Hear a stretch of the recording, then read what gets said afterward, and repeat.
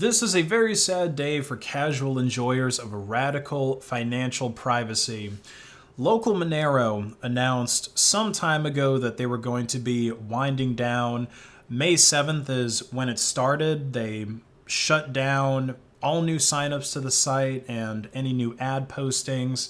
And today is when all new trades were officially disabled. And you can see on the site, if you've been to the site before, that there are no longer any options in the sidebar for buying or selling Monero or any other cryptocurrencies.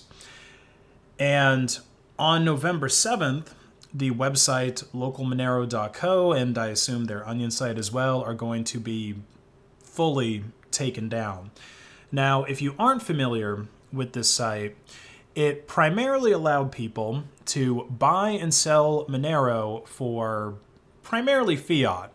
So you can see on this page that was archived before the wind down that most of the options for buying Monero, or at least here in the United States, obviously this will differ a bit depending on which country you selected, but most of the options are for buying Monero with cash by mail. So like you literally put the cash in an envelope, I guess, and mail it to somebody, and then they give you Monero for whatever that amount is, and then you can see the exact prices that they're selling it for. And there's some other options, like this one is using Western Union.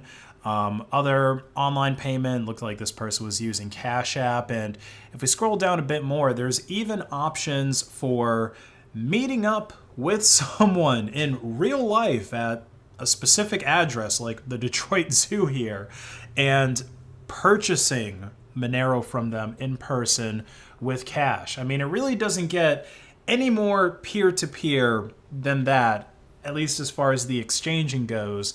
Of course, Local Monero was still centralized, which is obvious by the fact that they were actually able to be shut down by the decision of probably a small group of people. So yeah, the hosting was centralized, but the transactions were pretty peer-to-peer, kind of like eBay.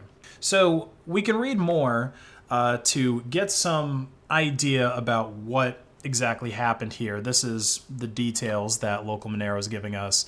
Hey everyone, after almost 7 years of operation, due to a combination of internal and external factors, we have made the difficult decision to close our platform. We're extremely thankful for the love and support we've received over all the years. We couldn't have done it without you. We love you all. Local Monero has been around for most of Monero's life. Fortunately, the Monero ecosystem has matured a lot over these years, and with the imminent launch of Haveno and other dexes like Sarai, Atomic Swaps, the coming edition of FCMP, full blockchain anonymity set replacing rings of 16, as well as the continuing and rapidly accelerating development of the Monero protocol, we're confident that Monero's future is bright, with or without our platform. And then they just reiterate about the winding down process, and then they have a little bit of an FAQ here at the bottom. So one external factor that probably affected Local Monero's decision is the Blockchain Integrity Act, which is a proposed bill to ban crypto mixers, which you could argue Monero is. I mean, a lot of people certainly use it for that purpose when they swap into it, but bills like this are really just a manifestation of the broader hostility that governments have towards Monero. If you're familiar with the role and goals of the Monero project, then it's no surprise that a centrally hosted entity like Local Monero that the government might try to prosecute against something like the Blockchain Integrity Act would shut down. Monero actually works at keeping your finances and your transactions private, and this is why you see, and you're going to continue to see, so many exchanges delisting Monero, either from direct government pressure or, like in Binance's case, to just pretend to do something about their money laundering accusations. And I think action like this, pressure to actually make Monero and other crypto mixers illegal, is evidence that a lot of these tools like CipherTrace that these agencies claim lets them track Monero transactions are actually not that effective. And so they're trying to attack Monero's liquidity by pressuring exchanges to just delist it altogether, to make it so that you cannot buy or sell, you cannot transact in Monero. And this also goes to show you that the KYC requirement that was originally come up with to try to defeat all of this, we'll call it using crypto for things the government doesn't want you to use it for, that's not enough either when it comes to Monero. I mean, KYC has pretty much become the standard at this point, at least in the US, where all the crypto exchanges require you to identify yourself, to use or to at least use parts of their service, usually the ones that involve interacting with fiat in any way.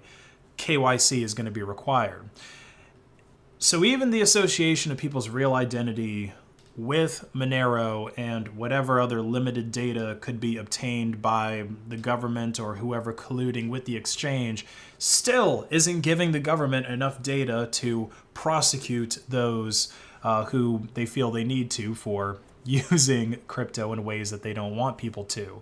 But as Local Monero mentioned in their post, there are DEXs, decentralized exchanges, that cannot be shut down like Local Monero was. Hell, you would have to pretty much shut down the entire country's internet like North Korea in order to effectively prevent people from using a good DEX. Haveno is one that Local Monero actually mentioned by name, and they recently launched on mainnet. And as of yesterday, they now have some documentation for using Haveno on mainnet. Now, Haveno is supposed to support the exchange of fiat and Monero, as well as fiat and other cryptocurrencies, and I think switching between cryptocurrency to cryptocurrency, I mean, that's relatively easy. That's been figured out by a lot of other exchanges. But that key there is the fiat on-ramp. So Haveno is very similar in that way to what Local Monero was doing, but it's actually decentralized and it's built on Tor directly so that the people who are using it can have some additional privacy there. And Local Monero also mentioned atomic swaps, which I've talked about on this channel in the past. These let you swap between Bitcoin and Monero, and there's also atomic swaps that are being worked on for other cross-blockchain activity.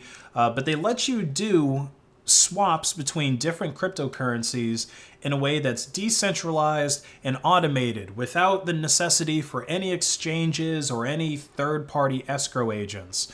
But my favorite solution to this fight between Monero and big governments and big banks, which are really one and the same, is to just use the damn cryptocurrency to buy things. That's why I set up my website, based.win, to accept Monero directly without you having to go through any exchange. And many other small businesses have done the same. You can see a directory of them on sites like Monerica.com, and sometimes you can even save money on these sites by transacting in Monero, like on my website, based.win. There's a store-wide discount of 10% for anything, merch, computers, accessories, anything that's sold on based.win currently has a 10% discount.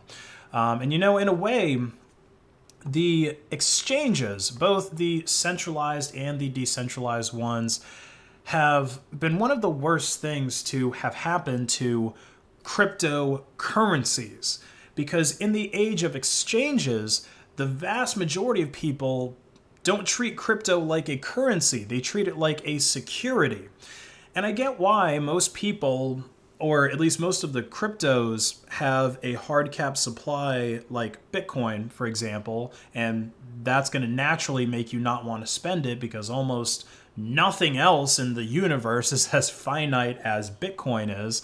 And just like some other securities, the price of a cryptocurrency varies widely day to day, meaning that you could actually buy low and sell high, and maybe you could do that again and again and make a whole lot of money with very little effort. And you can also lose a lot of money with very little effort. But from the very beginning, Monero was designed to be more of a currency than a security. And it shows by how decentralized it is, and how decentralized its usage has been, and how often it actually is favored as a medium of exchange instead of just something to buy and then hold on to for a bit and then sell it for a lot more monies at some point. Monero is monies.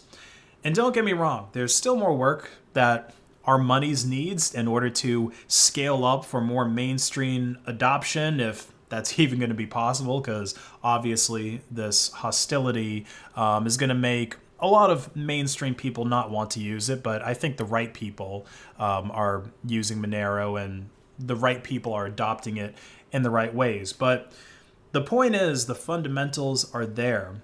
And like always, the decentralized, unregulatable economy is going to continue on as long as there are people who value their financial freedom and want to transact in it.